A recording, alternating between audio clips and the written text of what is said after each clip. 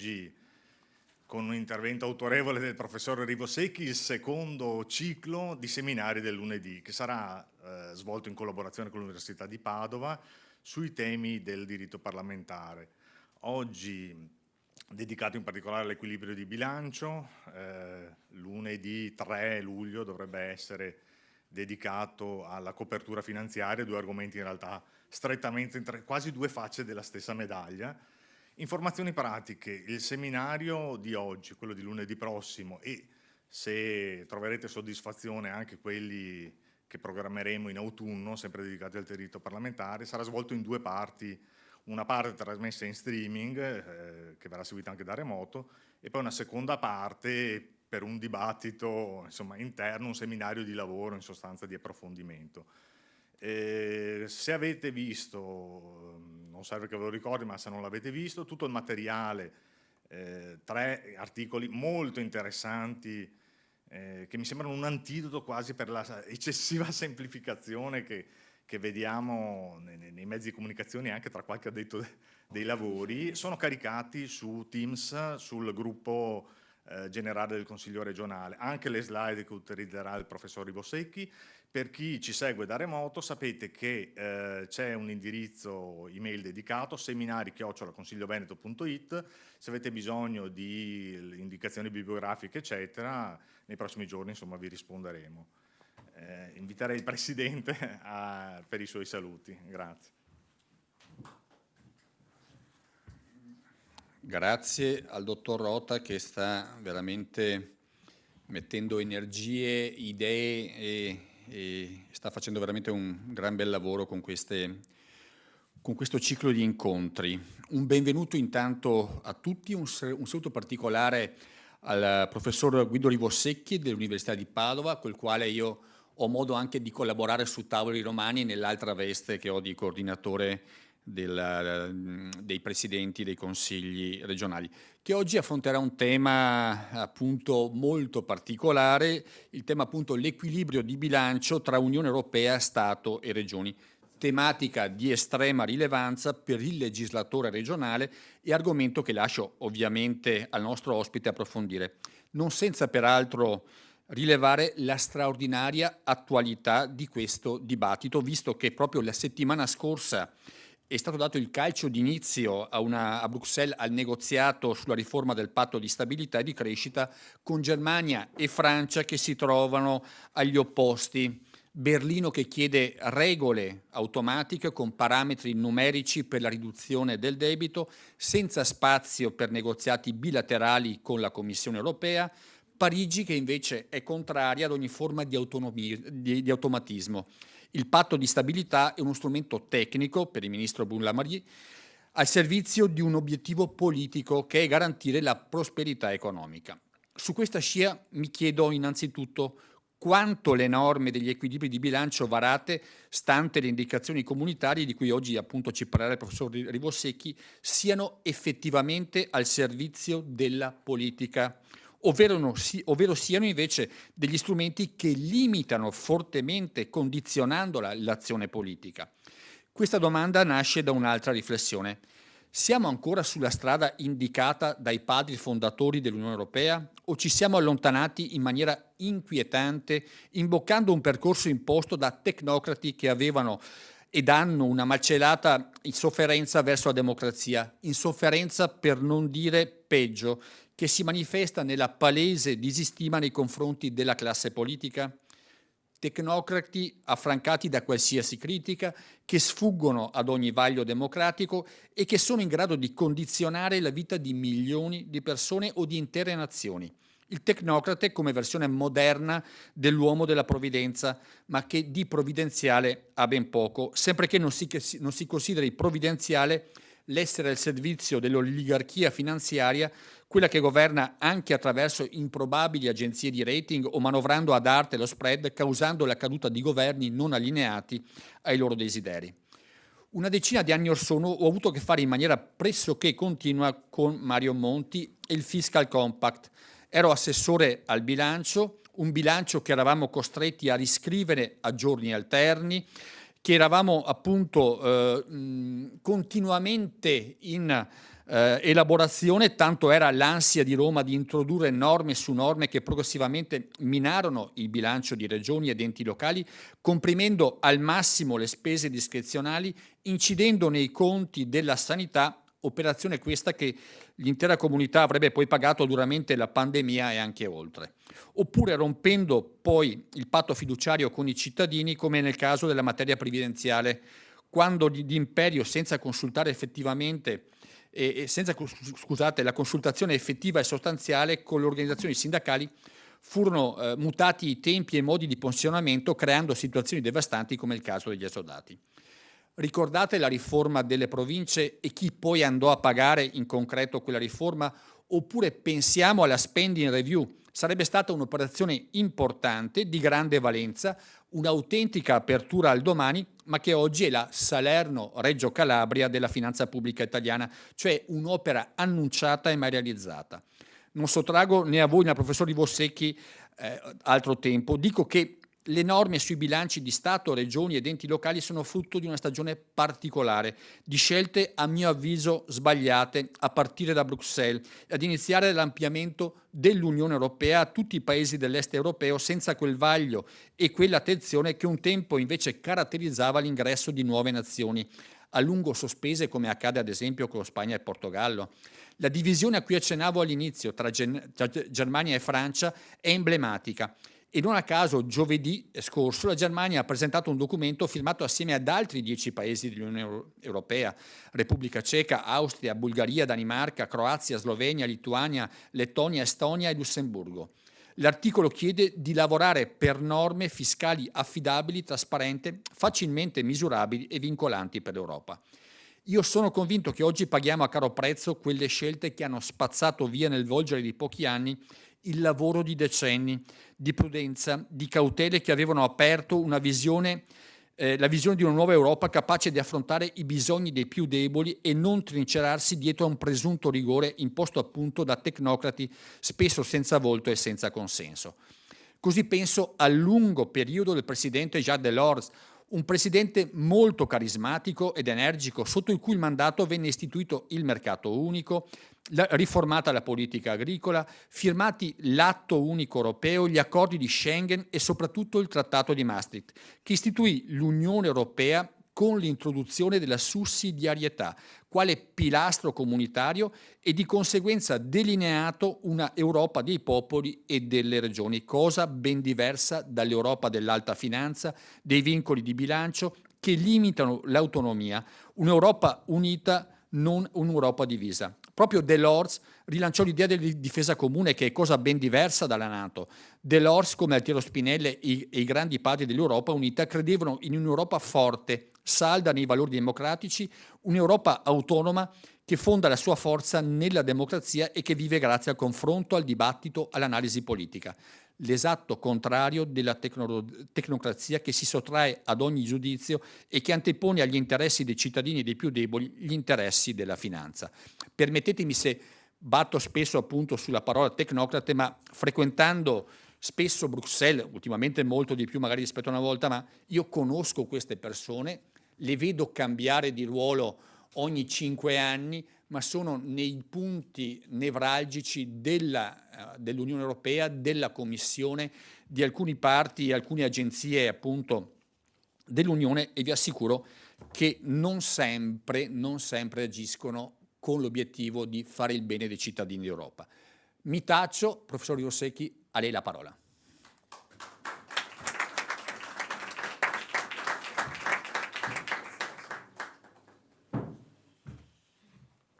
Ma permettetemi, buonasera a tutti, è davvero un piacere e oltre che un onore essere qui. Permettetemi anzitutto di ringraziare il Presidente Ciambetti per averci accolto, per essere qui oggi nella fase di avvio del secondo ciclo dei seminari del lunedì. E lo ringrazio anche a nome del direttore del Dipartimento di diritto pubblico internazionale comunitario dell'Università di Padova, professor Marcello Daniele, che purtroppo per impegni personali sopravvenuti non può essere oggi presente qui, ma lo sarà senz'altro nei prossimi seminari, per la sensibilità che il Presidente Ciambetti e il Consiglio regionale hanno di nuovo dimostrato nei confronti di questi temi, confermando una storica collaborazione con l'Università di Padova. Io posso parlare sia a nome del direttore di dipartimento che a nome della rettrice, che tengono molto a questa collaborazione, che si rinnova, che è stata rinnovata anche dalle recenti convenzioni tra il Dipartimento di Diritto Pubblico di Padova e il Consiglio regionale della Regione del Veneto, e che ci fa molto piacere perché ci consente fra l'altro di coltivare alcuni di questi temi dei seminari del lunedì. E quindi, come dire, è davvero un piacere essere qui, e rinnovo i ringraziamenti nei confronti del Presidente Ciambetti e del Consiglio regionale per questa collaborazione, che credo sia particolarmente proficua per l'Università di Padova e per il Consiglio. Ora, oggi affrontiamo un tema, come anticipato dal Presidente, che nel suo intervento ha già toccato alcuni dei punti essenziali di cui parleremo, di particolare interesse, che è quello degli effetti, diciamo, dell'impatto dell'equilibrio di bilancio da un lato nei rapporti con l'Unione Europea. Noi sappiamo che l'equilibrio di bilancio ha origine nel diritto, come anche la Corte Costituzionale ormai lo definisce, euro-unitario, con un'espressione che accentua questo aspetto, diciamo così, monistico, no? Delle fonti del diritto dell'Unione Europea che si impongono in forza del principio del primato e della diretta applicabilità e dell'effetto diretto nell'ordinamento interno. La stessa Presidente della Corte Costituzionale, Sciarra, in un'intervista ieri su Repubblica, ricordava il principio del primato del diritto dell'Unione Europea sul diritto interno. E questo primato ha comportato anche l'equilibrio di bilancio, cioè l'introduzione, la costituzionalizzazione dell'equilibrio di bilancio nel nostro ordinamento. Ed è questo il tema, diciamo così, di cui ci occupiamo oggi. Tenendo presente alcune premesse che vado rapidamente ad enunciare, poi ci sarà spazio nel dibattito per approfondire temi a voi più sensibili o più cari, che vi hanno colpito di più, o questioni magari meno chiare. Ecco, sottolineo che, come è stato anticipato, sia le slide che questi miei articoli che ho messo già a disposizione, questi miei saggi approfondiscono, ovviamente per chi fosse interessato c'è la possibilità di approfondire ancora di più questi temi. Allora, dicevo, la decisione di bilancio, l'equilibrio di bilancio, dobbiamo capire anzitutto un po' dove si colloca, quali sono le premesse di sistema per affrontare questo tema. È un tema molto importante. Ecco, un attimo fa il Presidente Ciambetti evocava il rapporto fra tecnica e politica, che è un nodo centrale, no? L'equilibrio di bilancio deriva un po' da Bruxelles, dall'Unione Europea, vedremo come.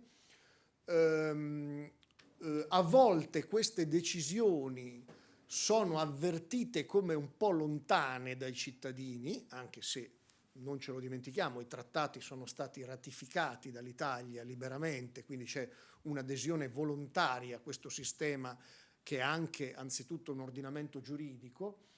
Però è indubbio che a volte queste decisioni, soprattutto in certe fasi, sono avvertite come lontane, più riconducibili, ci diceva un attimo fa il Presidente, alla tecnica, alla dimensione tecnica, no? Che alla dimensione politica, i tecnocrati di Bruxelles. In effetti questo è un aspetto di cui tenere conto, perché la decisione di bilancio, tutto all'opposto, se noi guardiamo alle sue origini, ai suoi sviluppi, è la decisione massimamente politica. È la decisione con la quale il Parlamento autorizza il governo, nel nostro caso a livello regionale il Consiglio regionale autorizza la Giunta regionale alla gestione delle spese, e quindi è una scelta massimamente politica, perché è espressione appunto delle scelte impositive, allocative e redistributive che, diciamo così, con la quale l'Assemblea autorizza l'esecutivo. Quindi è una scelta che riguarda il finanziamento dell'amministrazione e il finanziamento dei diritti. Per questo è una scelta massimamente politica, perché riguarda la redistribuzione e l'allocazione delle risorse. Però al contempo, come ci ricordava lo stesso Presidente Ciambetti un attimo fa, è una scelta di particolare complessità tecnica. Non è un caso che a livello statale, lo leggiamo tutti i giorni quando c'è la manovra di bilancio, la Ragioneria Generale dello Stato svolge un po' la parte del leone, perché i dati, molte volte c'è anche una simmetria informativa, no, tra il governo, l'esecutivo che dispone dei dati attraverso la ragioneria e il Parlamento che insegue con i servizi parlamentari del bilancio, no, con l'ufficio parlamentare di bilancio adesso che è un fiscal council istituito dalla legge costituzionale 1 del 2012, poi attivato dalla legislazione successiva, che dovrebbe garantire questo punto di vista un po' imparziale del fiscal council che opera a livello decentrato per conto della Commissione europea, proprio per colmare la simmetria che c'è con il governo sui dati del bilancio. Il monopolio del bilancio ce l'ha la ragioneria. E la stessa cosa succede, voi lo sapete molto meglio di me, a livello regionale, no? La Giunta detiene un po' il monopolio dei dati, la direzione bilancio e ragioneria, gli uffici del Consiglio, no, assicurano questo apporto informativo ai consiglieri, ai gruppi e ai consiglieri, e quindi anche qui c'è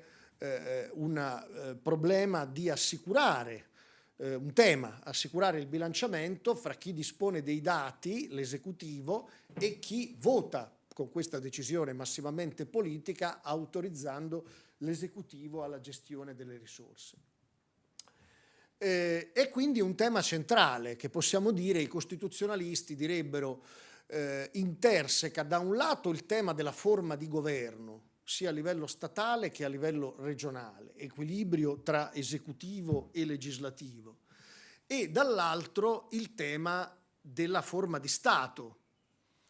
chi assicura e con quale modalità, attraverso la decisione di bilancio, il finanziamento dei diritti, perché non ce lo dimentichiamo, con la decisione di bilancio, torno a dire, decisione a contenuto massimamente politico,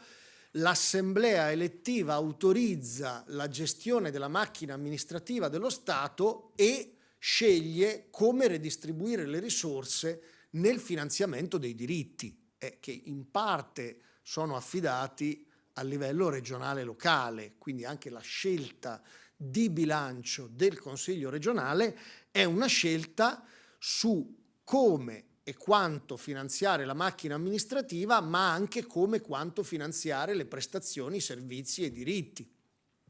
perché tutti i diritti costano e necessitano di risorse, ce ne siamo accorti drammaticamente nelle varie crisi economica, pandemica, bellico-energetica che abbiamo attraversato negli ultimi anni. Quindi la decisione di bilancio è un tema che riguarda sia la forma di governo che la forma di Stato, ma riguarda, terzo punto preliminare di cui tenere conto, anche i rapporti fra diversi livelli territoriali di governo. Riguarda il rapporto fra lo Stato e l'Unione Europea, per quanto abbiamo già detto, perché il vincolo di bilancio, l'equilibrio di bilancio e di derivazione europea, ma riguarda al contempo anche il rapporto fra lo Stato e le autonomie territoriali, lo Stato e le regioni, lo Stato e le autonomie, perché, come ci ricordava anche su questo l'intervento introduttivo del Presidente Ciambetti, negli ultimi 10-12 anni, almeno dalla crisi economico-finanziaria del 2010-2011, la legislazione finanziaria statale ha operato un forte accentramento finanziario e fiscale, cioè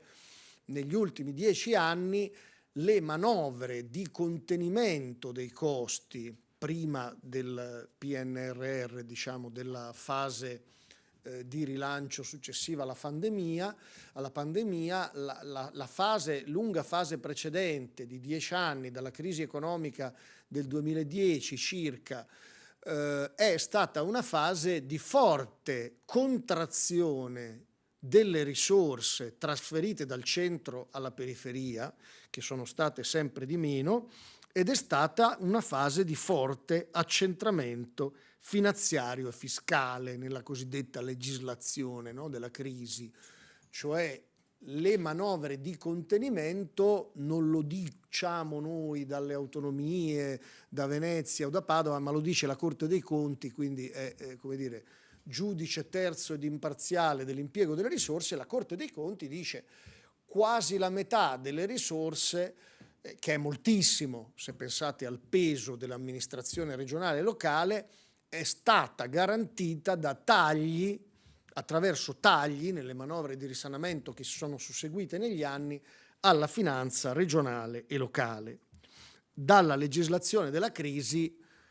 che poi è come dire, sfociata nella pandemia, e abbiamo visto tutti com'è andata, insomma, le regioni e le amministrazioni locali in certi casi non hanno funzionato, ma in molti casi sono state colte impreparate nella gestione della pandemia. Sappiamo che le regioni a statuto ordinario, soprattutto quelle a statuto ordinario, circa l'80% del bilancio è destinato alla sanità, si sono trovate in difficoltà anche per effetto dei tagli che avevano subito negli anni precedenti da parte statale.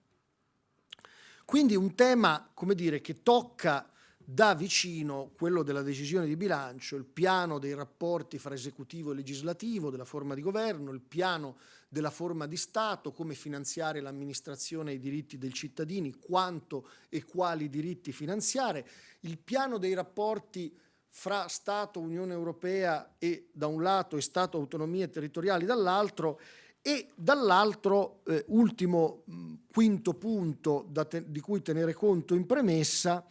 il piano della separazione dei poteri. Ecco, perché è vero che, diciamo così, nella decisione di bilancio collaborano governo e Parlamento, collaborano esecutivo e giunta e consiglio regionale, però dall'altro bisogna tenere anche presente che è il Consiglio, è l'Assemblea elettiva che ha il compito di votare il bilancio per assicurare il controllo politico sul governo. Ecco, quindi l'articolo 81, dal punto di vista dei processi di produzione normativa che incidono sulle risorse, è anche una fonte sulla produzione che ci dice che cosa aspetta al governo e che cosa aspetta al Parlamento. E ci dice che la decisione ultima sulle risorse è dell'assemblea elettiva, non è il Consiglio che decide come e quali diritti finanziare. Questo è il punto, dentro le compatibilità costituzionali ed europee, ma è il Consiglio che lo decide. Pensate che nel nostro ordinamento addirittura non si può chiedere il referendum, articolo 75 della Costituzione, sulle leggi finanziarie, tributarie e di bilancio, proprio perché questa materia è lasciata al monopolio delle assemblee elettive, neanche il referendum si può chiedere. Quindi il governo non può ingerirsi oltre una certa misura, violerebbe le competenze del Consiglio, dell'assemblea elettiva, il governo regionale o il governo nazionale rispetto al Parlamento, e neanche i giudici possono sostituirsi alle scelte delle assemblee nel finanziamento dei diritti. Questi sono i 5 punti di cui tenere conto in premessa. Ciò posto, che cosa prevedeva la Costituzione originariamente nel vecchio articolo 81 sulla decisione di bilancio? Prevedeva che le Camere votassero il bilancio presentato, il rendiconto presentato dal Governo e che con la legge di bilancio non si potessero stabilire nuovi tributi e nuove spese già previsti dalla legislazione vigente. Questo terzo comma dell'originario articolo 81, non contrariamente a quanto in epoche risalenti osservato anche da alcuni, anche in dottrina, non costituzionalizzava la cosiddetta teoria della legge di bilancio come legge meramente formale, che vi ricordate era una teoria dell'Ottocento, dei costituzionalisti dell'Ottocento, no? con la quale si diceva ma in realtà la legge di bilancio non è una legge come le altre, perché non potendo l'Assemblea emendare il bilancio, in realtà è l'approvazione di un conto, quindi pur avendo formalmente la veste di legge, in realtà il bilancio è un atto amministrativo, che era la teoria che Jelinek e Labant avevano elaborato nel 1800 per salvare, diciamo così, le spese fatte fuori bilancio per l'unificazione tedesca. E in realtà questa teoria non vale nell'ordinamento repubblicano, perché nell'ordinamento repubblicano tutte le leggi sono uguali, no? È la veste formale di legge che conferisce la posizione alla fonte nell'ordinamento. Quindi il terzo comma voleva solo dire che con l'approvazione del bilancio non si possono stabilire nuovi tributi e nuove spese che non sono già previsti dalla legislazione vigente, però il bilancio può finanziare o definanziare le leggi di spesa già previste, cioè ci deve essere a monte una legge di spesa e una legge tributaria per le entrate. Era invece il quarto comma, la norma di riferimento nel vecchio quadro costituzionale, che diceva che ogni legge che importi nuove e maggiori spese deve indicare i mezzi per farvi pronti. Il principio della copertura finanziaria delle leggi. Il principio della copertura finanziaria delle leggi che, diciamo così, era l'unica regola sui processi di produzione normativa nel quadro originario della Costituzione che avessero effetti finanziari. Cioè la prima fase, io articolerò questa mia relazione, intervento introduttivo in 3 punti, una prima fase, quella che stiamo vedendo, una seconda fase, quella che invece si apre con la costituzionalizzazione dell'equilibrio di bilancio 2012 e qualche cenno alla modifica del sistema dei controlli che ha aperto questa nuova fase e che riguardano più da vicino il Consiglio regionale.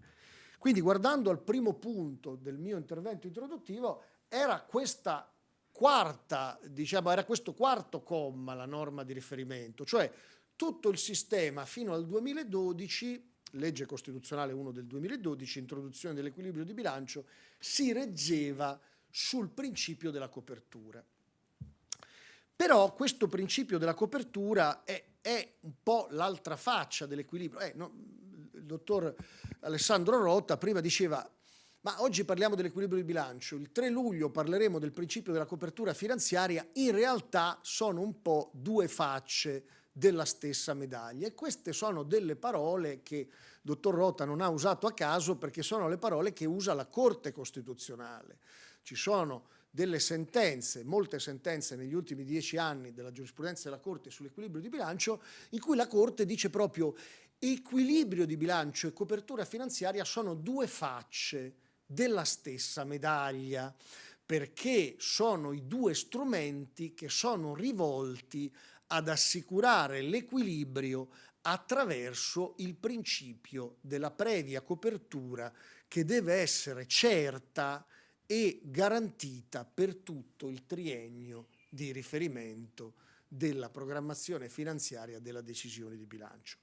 Nella prima fase però non era esattamente così, cioè questo punto che ci ricordava anche il dottor Rota è il punto di approdo, no, dopo la costituzionalizzazione dell'equilibrio di bilancio e la giurisprudenza della Corte Costituzionale dal 2012. Nella prima fase di cui stiamo parlando adesso non era esattamente così perché c'era solo la regola della copertura, non c'era anche l'equilibrio nella Costituzione. Allora, la Corte, gli attori istituzionali, il governo, il Parlamento, a livello regionale, la Giunta regionale e il Consiglio già parlavano parlando della copertura, parlavano anche dell'equilibrio, perché dicevano c'era questa consapevolezza già che erano 2 facce della stessa medaglia, perché si diceva se ogni legge è coperta si assicura l'equilibrio tendenziale di bilancio. Il punto era che in questa prima fase, per essere molto sintetici, diciamo così, tengo sott'occhio il tempo, diciamo così, in questa prima fase l'equilibrio del bilancio doveva essere tendenziale, cioè la Corte Costituzionale nella sua giurisprudenza risalente, in particolare la sentenza più importante di questa prima fase, la sentenza 1 del 1966, la Corte dice: la copertura finanziaria, quarto comma, deve essere assicurata per il primo dei 3 anni, no, del triennio della decisione di bilancio con risorse certe. Per gli altri anni si può ricorrere in certe condizioni, a certe forme, all'indebitamento, perché il pareggio, l'equilibrio non è un pareggio aritmetico, ma è un equilibrio tendenziale. Ecco, cosa che ha anche un suo senso, perché, attenzione, anche la giurisprudenza costituzionale degli ultimi 10 anni dice che l'equilibrio è cosa diversa dal pareggio e è cosa diversa dal pareggio matematico, e ci deve essere la possibilità di fare un po' di disavanzo per investimenti produttivi. Ma qui, in questa prima fase, la Corte Costituzionale scaricava un po' sui bilanci futuri l'onere della copertura e quindi non assicurava la previa e certa copertura per tutto il triennio, e quindi sganciava un po' la copertura dall'equilibrio di bilancio. Poteva farlo perché l'equilibrio di bilancio non era in Costituzione.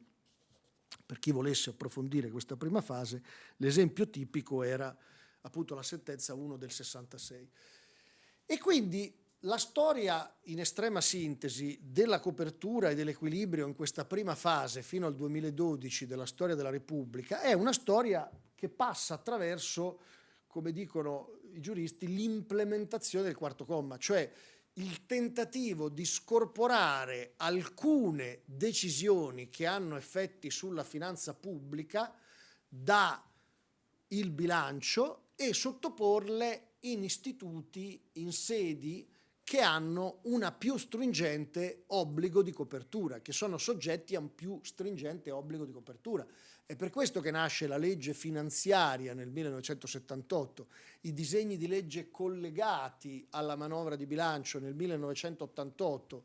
e i sistemi regionali che con la loro contabilità, con le loro regole di contabilità, seguono nella decisione di bilancio meccanismi analoghi, cioè non c'è l'equilibrio costituzionalizzato, bisogna valorizzare l'obbligo di copertura scorporando molte decisioni di finanza pubblica, collocandole in questi istituti appositi, la legge finanziaria e i disegni di legge collegati, che sono soggetti a un obbligo più stringente di copertura. E i regolamenti parlamentari e poi anche i regolamenti dei consigli regionali hanno seguito questa impostazione, sempre sulla falsariga del rafforzamento dell'obbligo di copertura, ci torneremo se ci sono domande, rafforzando, come dire, una sorta di reticolo procedurale che rende più difficile l'approvazione degli emendamenti che non garantiscono in maniera adeguata l'obbligo di copertura in commissione e in assemblea. Contemporaneamente anche la Corte comincia a dire che questo equilibrio deve essere, davanti alla crisi e ai vincoli europei, più stringente, deve essere diciamo rispettato, la previa copertura deve essere certa attraverso risorse disponibili e garantite per tutto il triennio, altrimenti salta questa corrispondenza proprio tra equilibrio e copertura. E vedremo come si sono, anche nel prossimo seminario del 3 luglio, come si sono affinate le tecniche di copertura e il relativo sistema dei controlli, anche con la presenza del consigliere Tessaro della Corte dei Conti. Ecco, quindi a un certo punto, e arriviamo alla seconda fase, interviene il livello europeo, ecco, che era chiamato prima in causa, cioè davanti alla crisi economico-finanziaria del 2011, che poi è una crisi, come sapete, 2010-2011, che arriva come crisi da contagio della crisi americana dei mutui subprime, della finanza americana che interviene negli Stati Uniti qualche anno prima, arriva come crisi da contagio dei debiti e del disavanzo dei paesi europei qualche anno dopo. Le istituzioni europee danno una risposta molto forte nel senso del rafforzamento del vincolo di bilancio e del rigore dei conti pubblici. Pensate che, ve lo ricordate tutti, tra il 2011 e il 2012 noi assistiamo almeno a 4 atti particolarmente significativi, dapprima il six pack, poi il two pack, cioè 6 regolamenti comunitari, poi 2 regolamenti comunitari che rafforzano gli obblighi degli Stati membri sul disavanzo consentito, restringendolo, e il debito consentito. Questo secondo parametro è quello per l'Italia più problematico. Il patto Euro Plus, che rafforza nel 2011 uno strumento addirittura al di fuori del diritto dell'Unione Europea, perché i primi che ho richiamato erano regolamenti comunitari, questo è un patto internazionale, un patto sostanzialmente di carattere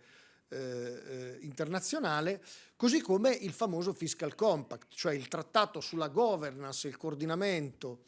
dell'economia e della finanza degli Stati europei. Vi aderiscono tutti tranne la Gran Bretagna e la Repubblica Ceca nel 2012, che impone sostanzialmente un pareggio di bilancio o meglio limita il disavanzo consentito nella misura dello 0,5%, imponendo al contempo agli Stati membri un percorso di rientro dal debito pari a 1/20 della riduzione richiesta rispetto all'anno precedente, commisurata annualmente. Questo secondo percorso di rientro dal debito è particolarmente gravoso per l'Italia, che ha, come sappiamo, questo fardello del debito pubblico. Non solo, ma il Fiscal Compact nel 2012, questo trattato, impone di inserire il principio dell'equilibrio, del pareggio, preferibilmente, dice il trattato, in una fonte di rango costituzionale. L'Italia, così come altri paesi dell'Unione Europea, dà seguito a questo impegno, a questo trattato, e costituzionalizza l'equilibrio. E arriviamo appunto alla seconda fase. Legge costituzionale 1 del 2012, modifica all'articolo 81, ecco, io qui non sono andato più avanti, ma qui sono cose che ho detto con riguardo alla prima fase, e ci possiamo poi tornare. L'unica garanzia che c'era nella prima fase era l'obbligo di copertura, questo obbligo di copertura, che poi anche per ragioni tecniche era difficile da garantire nella prima fase, perché diciamo sia per ragioni tecniche, per la difficoltà di portare una legge al giudizio di bilancio violativa dell'equilibrio al giudizio della Corte Costituzionale, ci torneremo se volete, perché in via incidentale non c'è la rilevanza, è difficile che ci sia la rilevanza necessaria nel giudizio a quo per portare una legge che ha effetti finanziari al giudizio della Corte. Nel giudizio in via principale è difficile per una regione impugnare la legge di bilancio dello Stato, perché deve dimostrare che la legge di bilancio leda le sue competenze. Comunque, al di là di questi aspetti più tecnici su cui possiamo tornare, il punto di svolta e l'avvio della seconda fase è il trattato sulla stabilità, il coordinamento e la governance economico-monetaria, il cosiddetto Fiscal Compact, che prevede, come dicevo, che i bilanci nazionali siano in pareggio o in avanzo. La regola sarà rispettata se sarà conseguito l'obiettivo di medio termine specifico per paese, quale definito dal patto di stabilità e crescita. Il limite massimo consentito è 0,5% del PIL. In più c'è il secondo parametro di cui parlavo prima, il rientro dal debito, che è particolarmente gravoso e impegnativo per l'Italia. E la Corte Costituzionale comincia un po' a cambiare giurisprudenza dopo la legge costituzionale 1 del 2012. Comincia a dire che la legge di bilancio è una legge come tutte le altre e deve assicurare l'obbligo di copertura. Quindi cambia la giurisprudenza. Se voi leggete la sentenza, per esempio, per chi volesse approfondire, 70 del 2012 rispetto alla sentenza 1 del 1966 che richiamavo prima, nella sentenza 1 del 1966 la Corte dice l'equilibrio è solo tendenziale, lo sgancia un po' dall'obbligo di copertura, la copertura deve essere certa solo per il primo anno, per gli anni successivi si può ricorrere per garantire la copertura all'indebitamento. Qui la Corte cambia giurisprudenza, ci dice un'altra cosa dalla sentenza 70 del 2012 in poi, ci dice la legge di bilancio è una legge come le altre, quindi non c'è più, posto che ci sia mai stata nell'ordinamento repubblicano, in realtà non c'è mai stata perché era incompatibile, la teoria della legge di bilancio come legge meramente formale. Non è una legge formale e sostanzialmente un atto amministrativo, è una legge come le altre che deve essere coperta ed è assoggettata al controllo di costituzionalità. L'avanzo di amministrazione, che qui cominciamo a entrare anche sul piano della contabilità regionale, è il dato più importante, no? Perché l'avanzo di amministrazione è quello che consente di capire lo stato complessivo delle informazioni finanziarie dell'ente regione. L'avanzo di amministrazione non giuridicamente accertato, cioè che non ha superato il vaglio del giudizio di parificazione del rendiconto della Corte Costituzionale, non può essere usato a fini di copertura. Il contrario di quello che diceva nella sentenza 1 del 1966 per lo Stato. Si può usare a fini di copertura l'indebitamento, diciamo, facendo ricadere l'onere della copertura sugli esercizi successivi di bilancio. E quindi l'articolo 81 diventa uno strumento, un parametro nel controllo di costituzionalità delle leggi regionali. E le sentenze della Corte di questi 10 anni hanno valorizzato i diversi profili della copertura dopo la legge costituzionale 1 del 2012, legando copertura ed equilibrio a partire in particolare dalla sentenza 193 del 2012, l'utilizzo di economie realizzate in esercizi precedenti per la copertura di nuove maggiori spese dell'esercizio di competenza, il saldo finanziario incongruente con il principio di neutralità contabile della variazione di bilancio, il collegamento vincolato tra le partite di entrata e le partite di spesa di parte corrente, cioè la Corte rafforza il principio della copertura nelle diverse declinazioni contabili per garantire che sia previa, riferita a risorse certe, cioè disponibili in bilancio, che si possono effettivamente impegnare e che sia garantito per tutto il triennio di riferimento.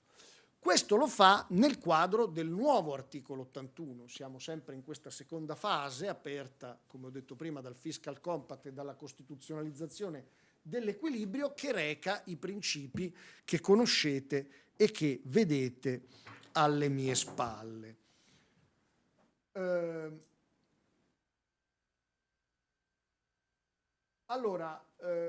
Intanto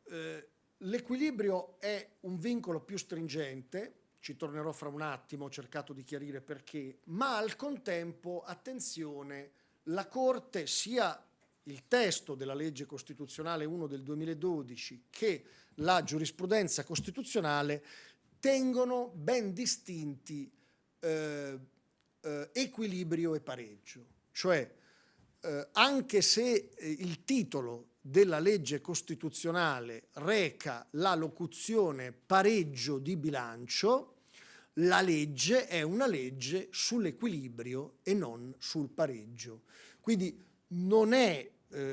una legge costituzionale, la riforma del 2012, che introduce il pareggio, ma è una riforma che introduce l'equilibrio.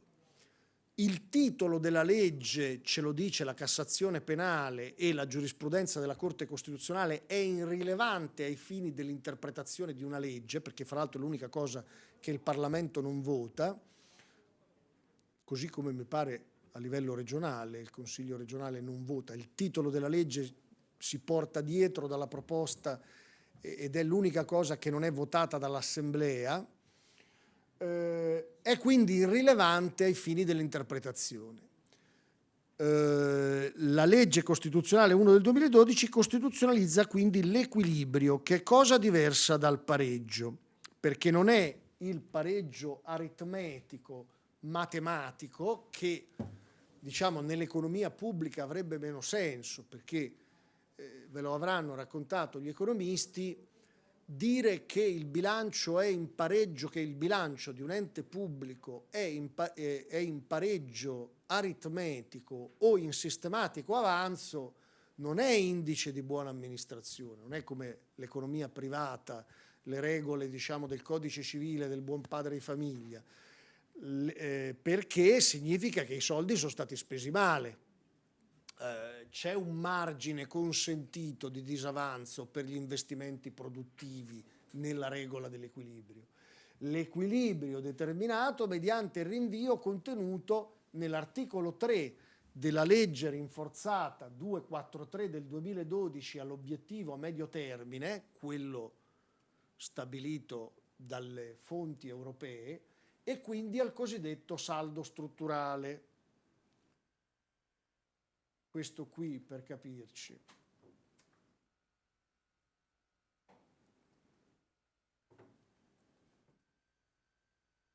Tale principio non indica pertanto una situazione di statico pareggio contabile fra entrate e spese, ma deve ritenersi rispettato anche in presenza di un disavanzo giustificato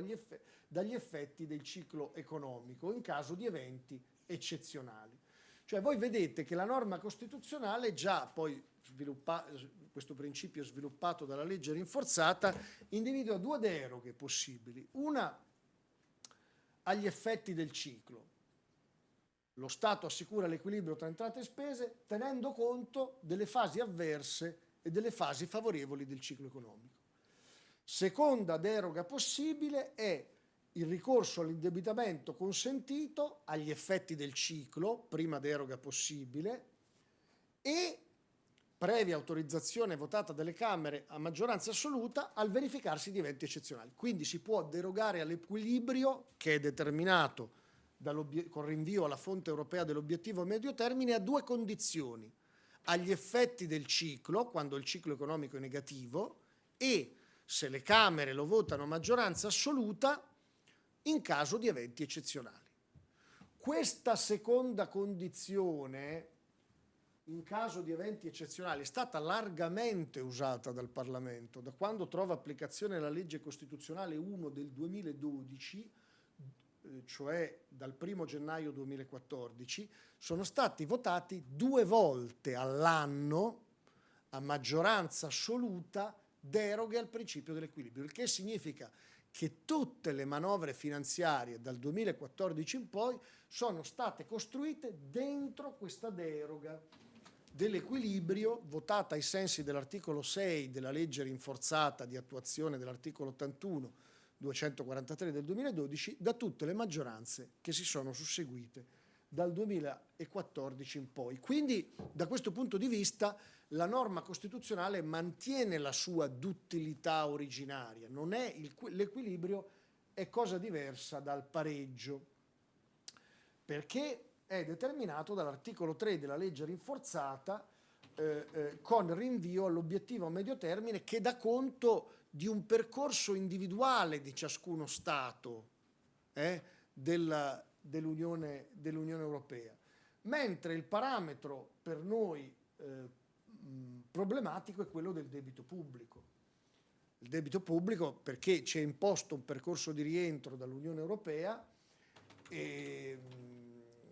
perché appunto il parametro della sostenibilità del debito pubblico richiama tutti gli enti in coerenza col diritto dell'Unione a concorrere alla sostenibilità delle finanze pubbliche. Il comma premesso all'articolo 97 della Costituzione dalla legge costituzionale 1 del 2012.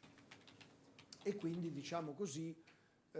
questo secondo aspetto è particolarmente problematico e lo è anche da ultimo, ho messo qui un riferimento che poi trovate approfondito negli scritti, nelle proposte della Commissione europea di cui ci parlava prima il Presidente Ciambetti, perché voi sapete che le proposte della Commissione del novembre scorso attualmente all'esame del Parlamento europeo sono proposte di riforma del patto di stabilità e crescita dopo la fase pandemica e l'impostazione dei PNRR nazionali, che da un lato dovrebbero flessibilizzare il vincolo di bilancio, dall'altro però introducono queste sanzioni anche reputazionali, cioè sulle aspettative, che sono particolarmente impegnative per uno Stato come l'Italia, soprattutto per il parametro del debito pubblico. E quindi posta questa, come dire, d'utilità, posto che l'equilibrio non coincide col pareggio, che la Corte Costituzionale su questa distinzione negli ultimi 10 anni ha edificato una vera e propria dottrina nel senso che dà un'interpretazione prescrittiva di quelle che sono le norme sull'equilibrio per garantire questa duttilità. La Corte cioè ci dice come deve essere inteso l'equilibrio dinamico di bilancio. La Corte sia per lo Stato che per le regioni parla di equilibrio dinamico. Cosa vuol dire equilibrio dinamico? Vuol dire mantenere questa duttilità. Il principio dell'equilibrio, queste sono le parole della Corte Costituzionale, consiste nella continua ricerca di un armonico e simmetrico bilanciamento tra risorse disponibili e spese necessarie per il perseguimento delle finalità pubbliche. Cioè la Corte, attraverso l'impiego delle risorse, vuole che sia garantito il finanziamento delle spese costituzionalmente necessarie, cioè quelle previste per i servizi, il nucleo essenziale dei diritti fondamentali, cioè i livelli essenziali delle prestazioni concernenti i diritti civili e sociali. E quindi ravvisa la Corte Costituzionale un vero e proprio principio di anticiclicità nell'articolo 81, cioè dice la Corte, l'articolo 81 va inteso nel senso che quando consente l'indebitamento nelle fasi avverse del ciclo economico per assicurare il finanziamento dei livelli essenziali delle prestazioni concernenti i diritti civili e sociali, cioè per contrastare il ciclo economico negativo, la fase della crisi, si può spendere un po' di più, ci si può indebitare un po' di più. Quando invece il ciclo economico è positivo, questo è in linea con i vincoli europei che riflettono la teoria economica dei cosiddetti stabilizzatori automatici, li chiamano gli economisti, quando il ciclo economico è positivo si deve risparmiare di più. Quindi ravvisa la Corte un principio di anticiclicità nell'articolo 81. Non tutti sono d'accordo, per esempio l'Ufficio parlamentare di bilancio la pensava in modo diverso, era un po' più, c'erano alcuni che non ravvisavano necessariamente questo principio di anticiclicità nell'articolo 81, cioè l'idea che in caso di ciclo economico negativo l'articolo 81 consentisse il ricorso alla leva all'indebitamento. Invece questo, ecco, se tanto è vero che abbiamo appena detto, 2 volte all'anno si sono votate manovre in deroga rispetto al principio dell'equilibrio a livello nazionale. Quindi governando la leva dell'indebitamento, sia pure nei limiti dei trattati e delle compatibilità europee, c'è questo principio di anticiclicità dell'81 che la stessa Corte Costituzionale ha ravvisato. E diciamo proprio al contempo però c'è un'interpretazione rigorosa, proprio perché equilibrio e copertura sono 2 facce della stessa medaglia. Quindi da questo punto di vista la giurisprudenza costituzionale, che pure ha consentito di mantenere questa duttilità nel quadro costituzionale di riferimento, ravvisando una regola di anticiclicità nell'articolo 81, ha pure affermato che copertura e equilibrio sono 2 facce della stessa medaglia, che il bilancio viene a allocare risorse a un contenuto normativo, quindi deve essere adeguatamente coperto, che copertura finanziaria ed equilibrio sono 2 clausole, integrano anzi un'unica clausola generale che deve essere applicata che deve essere rispettata sia dalla legislazione statale che dalla legislazione regionale. e che quindi, diciamo così, la Corte Costituzionale è chiamata a garantire l'effettività, per garantire l'equilibrio entrato nella Costituzione, è chiamata a garantire l'effettività della copertura finanziaria delle leggi. Qui c'è tutto il tema della copertura allargata, per esempio gli articoli 17 e soprattutto 19 della legge di contabilità 196 del 2009, che sono dalla Corte Costituzionale considerate spesso dei parametri interposti nel controllo di costituzionalità delle leggi, per cui la Corte Costituzionale, come dire, ci dà da questo punto di vista, pur tenendo ferma la duttilità di cui parlavo prima, un'interpretazione rigorosa dell'equilibrio. E lo fa, vengo al terzo punto in cui si articola questo mio intervento introduttivo, quello dei controlli, e lo fa soprattutto sulle leggi regionali, perché questa interpretazione rigorosa, no, della copertura, dell'obbligo di copertura e dell'equilibrio come due facce della stessa medaglia,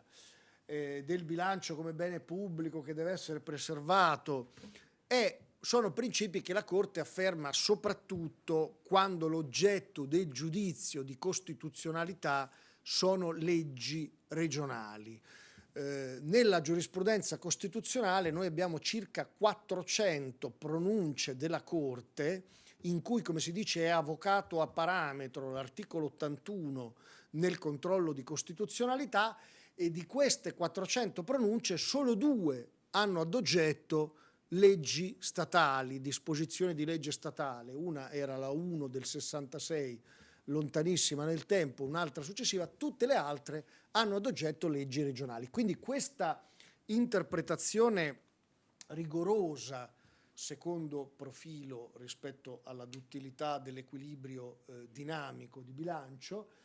è una interpretazione che è stata fatta valere soprattutto per le leggi regionali. Quindi l'articolo 81 negli ultimi 10 anni nella giurisprudenza della Corte è stato interpretato soprattutto come strumento di controllo dei bilanci e delle leggi regionali. I dati da questo punto di vista sono inequivocabili. Un po' si spiega perché lo Stato, il coordinamento della finanza pubblica dal 2010,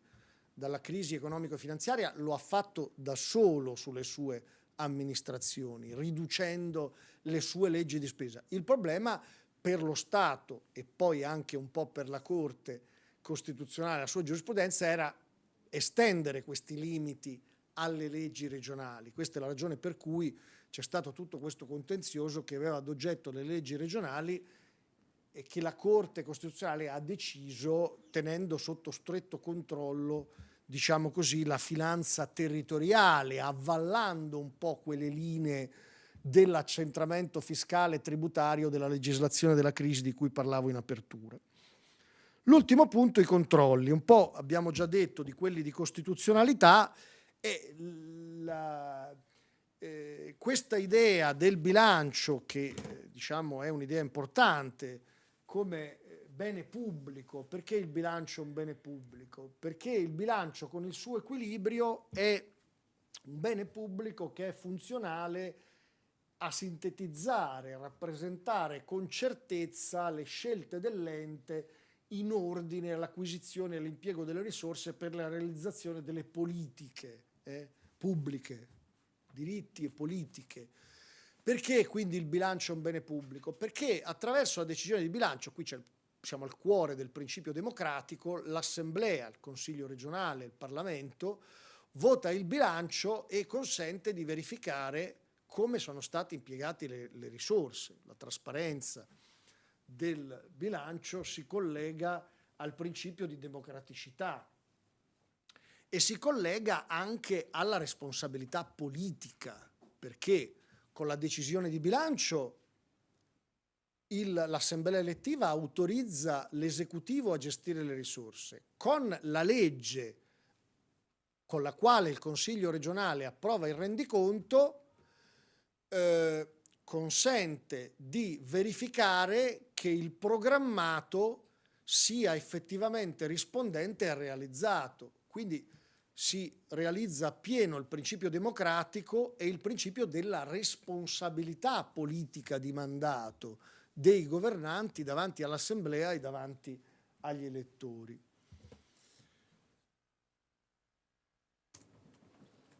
Abbiamo già detto, questo l'ho già detto, sull'equilibrio di bilancio e sul principio di anticiclicità. Ecco, però il tema ultimo, i controlli, sono stati molto stringenti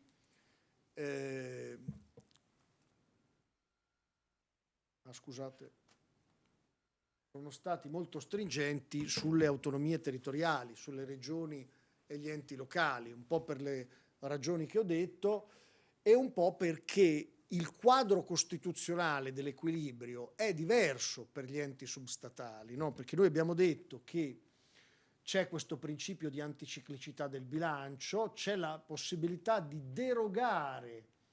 all'equilibrio, sia agli effetti del ciclo che in caso di eventi eccezionali. Questa possibilità le regioni non ce l'hanno, perché le regioni hanno un vincolo più stringente, la famosa Golden Rule. Mi scuso, non è più in realtà il 6º comma, perché con l'inserimento delle isole in Costituzione è diventato il 7º comma, perché questa è la forza dell'abitudine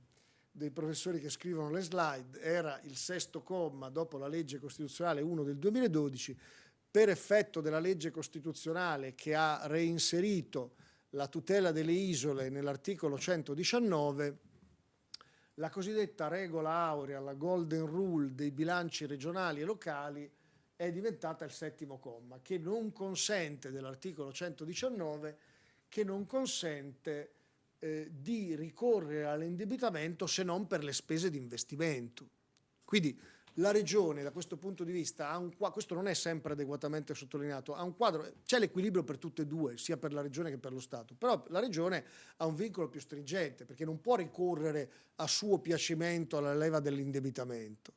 perché l'indebitamento deve essere limitato alle spese di investimento. È di qui che si è potuta sviluppare quella giurisprudenza della Corte dei Conti e della Corte Costituzionale sulla verifica del risultato di amministrazione come saldo fondamentale della finanza pubblica regionale, che ci dà un po' l'andamento, lo stato di salute della finanza territoriale, della finanza regionale, che è soggetta a un vincolo più stringente e anche a controlli più stringenti da questo punto di vista, sia della Corte dei Conti che della Corte Costituzionale quando parliamo delle leggi. Perché dico della Corte Costituzionale? Perché la regione non è come un ente locale, no? Il controllo sui saldi di finanza pubblica, ad esempio sul risultato di amministrazione, per il comune lo fa direttamente la Corte dei Conti. Siccome invece i bilanci e i rendiconti regionali sono approvati con legge, solo la Corte Costituzionale può effettuare questo sindacato, sentenza ad esempio 39 del 2014, sulla quale potremo anche tornare, la sentenza con la quale la Corte si è pronunciata sul decreto legge 174 del 2012, quello che introduce i controlli di legittimità e regolarità dei conti, anche i controlli documentali sui gruppi consigliari, per capirci. E lì la Corte dice questo controllo lo può fare, dichiara incostituzionali le norme statali che avevano la pretesa di affidare il controllo sulla legge di approvazione del bilancio e del rendiconto alla Corte dei Conti, perché la Corte dice questi sono leggi, le regioni hanno un'autonomia politica diversa e questo tipo di controllo lo può fare solo la Corte Costituzionale. Però il vincolo è più stringente. Per i limiti all'indebitamento posti dagli enti substatali per le regioni dal 119 7º comma e per l'equilibrio di bilancio degli enti territoriali, perché il legislatore statale nella legge rinforzata 243 del 2012 ha interpretato in maniera particolarmente restrittiva il vincolo di bilancio e quindi le regioni dal 2016 devono avere il bilancio e questo troviamo traccia nella giurisprudenza costituzionale, quello che dicevo prima, 400 in totale, anche tenendo conto della prima fase, ma dal 2012 sono tantissime. Le pronunce di incostituzionalità della Corte per violazione dell'articolo 81 e hanno sempre ad oggetto leggi regionali. Poi ci sono regioni più virtuose, altre meno virtuose, ma insomma ci sono state alcune regioni che, non so, mi ricordo alcune sentenze della Corte in sequenza sul Molise, sull'Abruzzo, che hanno dichiarato incostituzionali sistematicamente le leggi di bilancio, di approvazione del rendiconto regionale, perché per il principio di continuità dei conti la Corte è chiamata a controllare l'equilibrio anche tra un esercizio finanziario e l'altro. Quindi quando una legge regionale di approvazione del rendiconto è viziata perché rappresenta delle partite di spesa infedeli, per esempio illegittimamente coperte, delle spese illegittimamente coperte, questo vizio si riflette sugli esercizi finanziari successivi e quindi sull'approvazione sulle leggi regionali di approvazione di bilancio del rendiconto successivo. Quindi c'è un controllo particolarmente incisivo che emerge dai dati che ho già richiamato e che poi è stato rafforzato dai controlli di legittimità e regolarità dei conti. E qui mi avvio a concludere, perché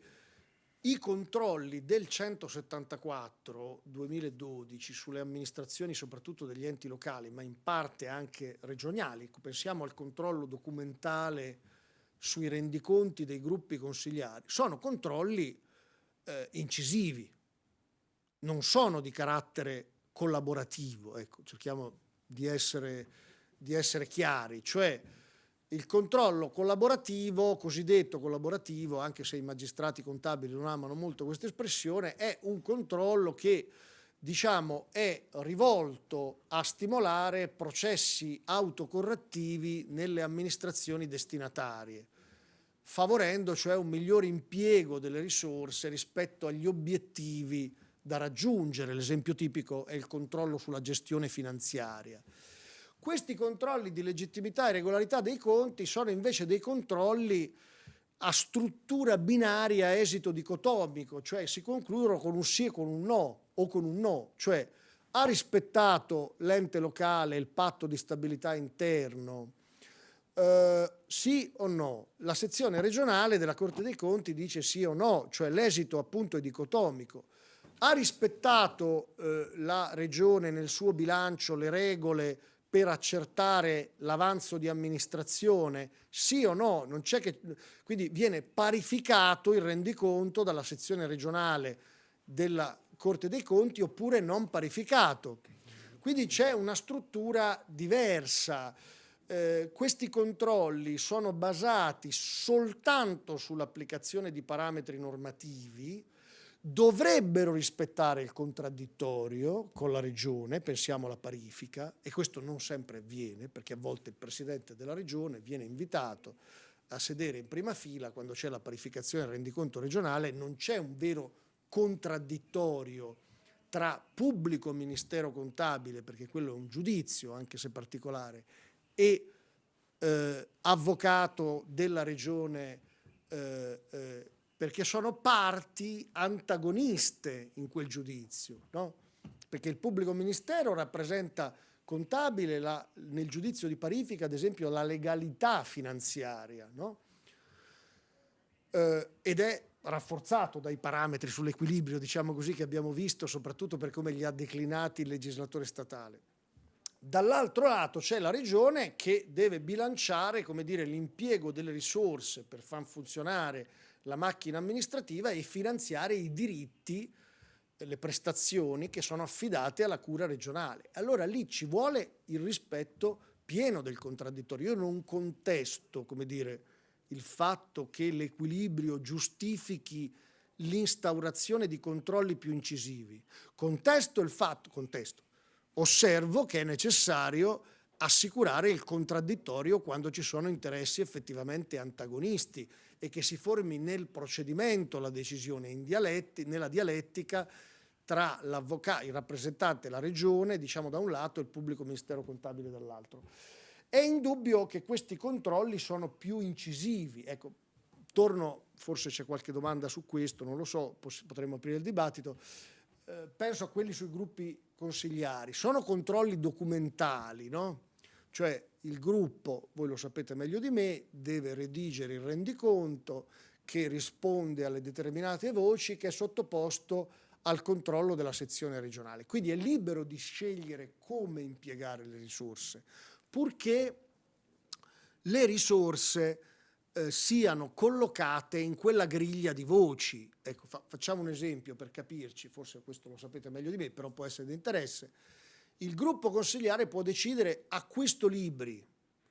poi può comprare tutti i libri che vuole, di diverso tenore, di diversa, diciamo, purché si rimanga nell'impiego risorse finalizzate all'acquisto libri. Quindi la Corte dei Conti non può sindacare nel merito, per rimanere al nostro esempio, i libri che sceglie di acquistare il gruppo consigliare. Può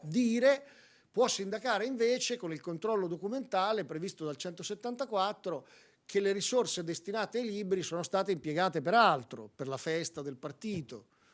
che corrisponde al gruppo consigliare di riferimento. È chiaro che, come dire, è un controllo che è stato introdotto nel 2012, come sappiamo, sotto la scorta di una, diciamo, sulla scia di una serie di episodi di cronaca che avevano riguardato anche l'uso distorto in certi casi dei fondi dei gruppi consigliari, che, come dire, nella forma del controllo documentale è però un controllo ascrivibile non al controllo collaborativo sulla gestione, ma quello di legittimità e regolarità dei conti. Quindi è un controllo diciamo incisivo, e quindi questa diciamo stagione che si è aperta negli ultimi 10 anni dei controlli di legittimità e regolarità della Corte dei Conti sulle amministrazioni locali e regionali vede l'esigenza di bilanciare da un lato l'autonomia, le norme costituzionali sull'autonomia, con le norme costituzionali sulla legalità finanziaria, l'equilibrio, l'impiego delle risorse corretto, quindi l'articolo 97, l'articolo 81, e la Corte ha cercato di fare, la Corte Costituzionale intendo, questo bilanciamento nel modo, diciamo così, più adeguato possibile. Io per esempio ricordo la sentenza 39 del 2014, perché ho avuto occasione in qualche modo di essere coinvolto attivamente, perché all'epoca lavoravo come assistente di studio alla Corte Costituzionale, e mi ricordo che quella sentenza sottolinea che il sindacato della Corte dei Conti deve rimanere nei limiti del mandato istituzionale. La Corte, nella sentenza 39 del 2014, quando parla dei controlli documentali, usa questa espressione: rimanere nel limite cioè la Corte dei Conti può sindacare, ma senza impingere nelle scelte discrezionali di merito dei gruppi che rispondono all'autonomia della politica rispetto all'impiego delle risorse, purché si rispetti quella griglia, diciamo così, del meccanismo dello schema di rendiconto approvato con DPCM sull'impiego, sulle direttrici circa l'impiego delle risorse. Ma quindi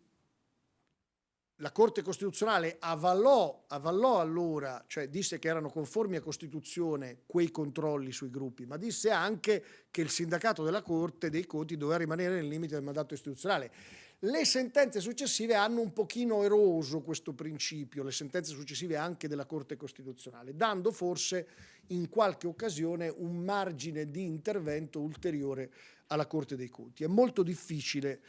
quindi, e su questo concludo veramente,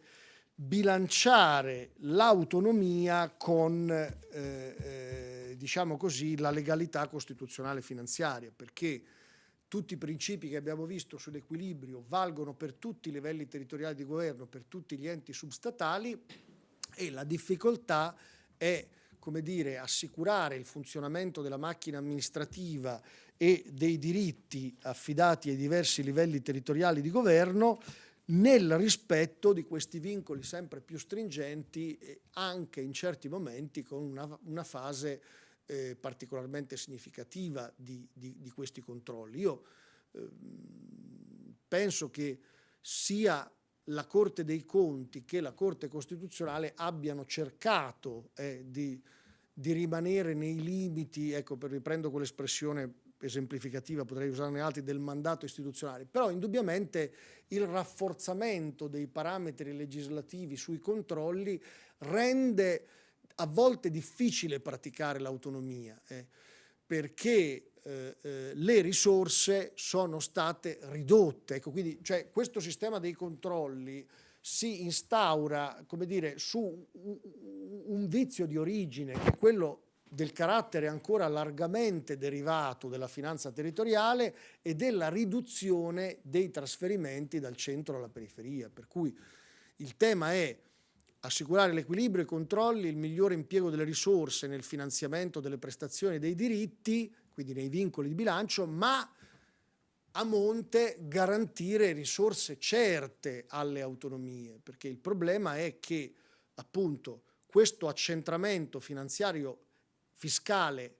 della legislazione finanziaria degli ultimi 10 anni è stato, come dire, perpetuato attraverso soprattutto molte volte il sistema dei tagli lineari, penalizzando gli enti substatali. Quindi è un insieme complessivo che rende difficile il bilanciamento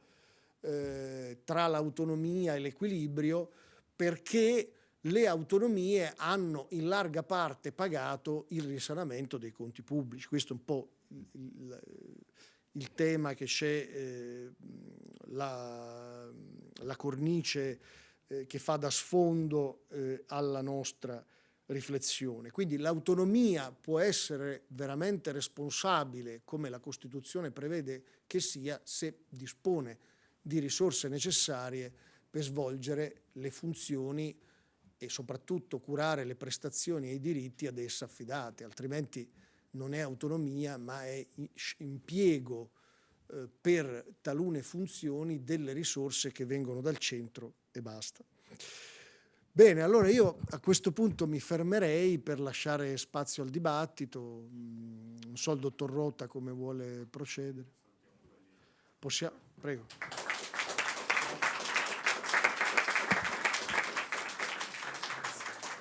Intanto ringrazierei subito il professor Rivosecchi per questa pregnante introduzione, che direi è un viatico per approfondire con gli innumerevoli suoi scritti, alcuni dei quali trovate su Teams. Coglierei l'occasione per salutare quelli che ci hanno seguito da remoto, aggiornandoci all'appuntamento tra 2 settimane, sempre insomma, sul filone, sulla copertura della spesa, e avvierei la seconda parte della giornata per un dibattito, un seminario di lavoro tra di noi.